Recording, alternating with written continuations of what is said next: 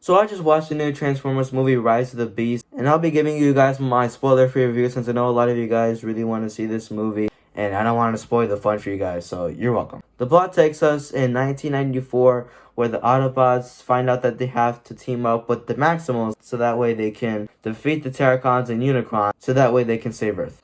That's all I can say for a spoiler-free review, but now let's get into the pros of this movie.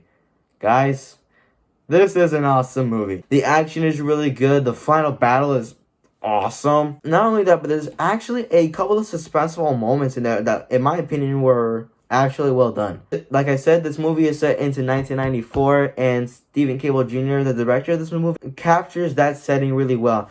Like everything from like the clothing to the music choices, and everything in the movie is well done. It really feels like a movie captured in the 90s. The human characters in this movie are Elena and Noah, and like Charlie from Bumblebee, they're also some of the best human characters in the entire franchise. They kind of put some sort of emotional backstory to the characters. Well, mostly Noah, but if I'm going to be honest, I like the emotional background they give for Noah for this movie. As for our Transformers, the Autobots are cool, Optimus Prime is cool, Bumblebee's back, of course, and the other Autobots like RC and Wheeljack, they're cool in my opinion. But Mirage, however, Mirage is my favorite. I love the dude. Honestly, he has to be my favorite character in the movie. The dude is voiced by Pete Davidson. And with Mirage being the comic relief of this movie, it's perfect casting, I'm not gonna lie. Almost every time Mirage is on the screen, he has a way of making me laugh. I love the dude. And I really do like the Maximals in this movie. Optimus Primal is awesome. I even had the skin in Fortnite. The Terracons are cool. Scourge was actually an intimidating villain, and I love that. If you guys know, the Transformer movies have a significant score to them. And with this movie, it's no different, actually.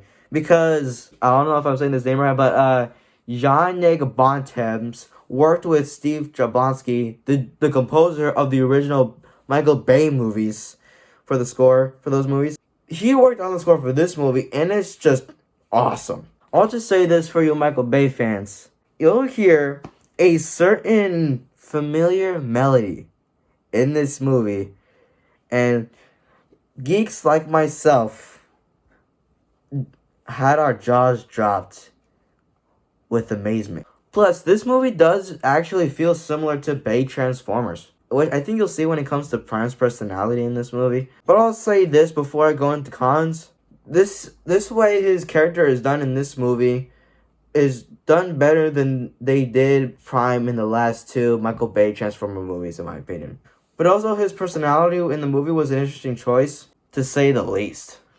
But it gets better the more the movie goes on. Like, I want to say like 70% of me thinks this is a nice choice, but 30% of me I'm a bit mixed on, in my opinion, because, you know, this is supposed to be like Gen 1 Optimus Prime. And I don't know if I've seen enough of Gen 1 to rightfully say that, but I've seen like the half of the first season of the Gen 1 show, so maybe I have a right to say that. I don't know. But as far as the pros, what else is there? Oh yeah, the CGI is good, don't get me wrong. Of course, you know, this has to be like top tier CGI when it comes to Transformer movies. And now it's going to cons, and even with all the praise I give it, the movie's not perfect for sure, but like I said, let's just go into cons already. There's not much there, to be honest, but there's a tad few pacing problems, in my opinion.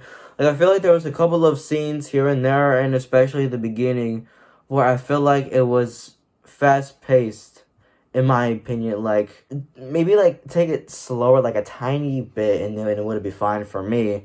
But that's just my own little nitpick for this movie. One thing I already mentioned earlier was Prime's personality. Like I said, I'm a bit mixed on his personality move, because like I said, it's supposed to be Gen 1, Optimus Prime, and stuff like that, yada, yada, yada. But I'll say this. When you watch the movie, you'll realize it's like a similar situation to a certain Michael Bay Transformer movie. I don't want to say which one, because you'll probably try to think about it, and I want you guys to be surprised into this movie. Well, let's just say this. The more I think about a situation in a certain Michael Bay movie, if that situation happened differently, this is probably what would have happened and how Prime would have reacted in this sort of way, and that captures that. But still, Prime's personality gets better throughout the movie, and it's where you'll see how that personality actually links to the 2007 Michael Bay Transformers movie in terms of Prime's personality and character in the movie. But in my opinion, for the overall movie, because those were the only cons I had, when it comes down to Stephen Cable Jr. putting all his heart into this movie, and with putting in some of the best aspects of Michael Bay Transformers into this movie, because Michael Bay actually produced this movie, and mixing that all together, in my opinion, it was so good. One thing before I give my rating is that the thing that shocked me with joy is the ending. Not the post-credits, it's the ending of the movie. I'll just say this. If you're familiar with other popular cartoon, toy-based franchises that were back in the 80s, you'll get a kick out of the ending. It's very, very shocking. I'll just say that for at least. Like, when I went to the theater, it struck me with such, like, joy or happiness or whatever. I was just surprised. And when it's cutting to the credits with, like, 90s rap, it just got me like... But even then, I wonder how they're actually going to make that work, but I can't wait to see how they do it, though. So, with all that said, I think Transformers Rise of the Beast gets a fair 9 out of 10, in my opinion. This movie is not only action-packed and funny, there is a lot of heart put into it, and I love it. It's very entertaining, in my opinion, and I can definitely say, in my opinion, it is the best Transformers movie of all time.